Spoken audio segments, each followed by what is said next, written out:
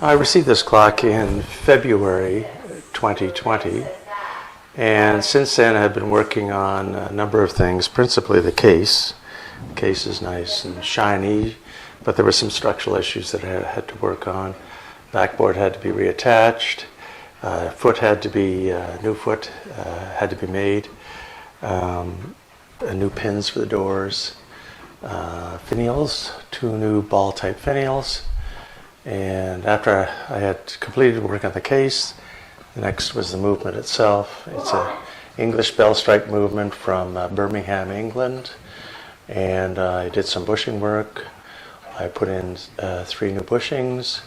And then I had to fix the strike side. There were a number of minor issues with the strike side, but by and large, many of the issues had to do with the fact that it was improperly set up. And once I got the strike side sorted out, which admittedly took several weeks,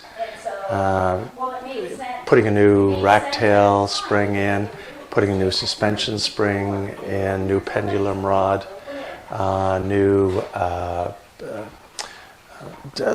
little piece that goes from the rod right through the pendulum.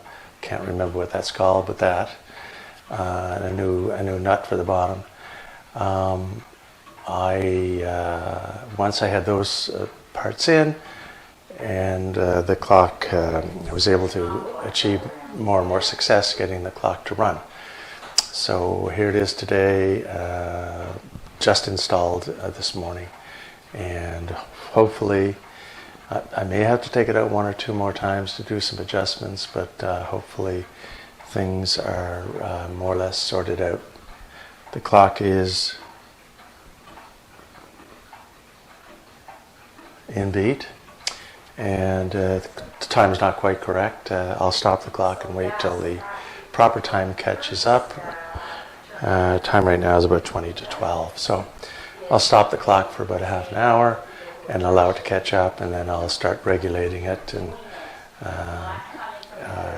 in the next days or weeks.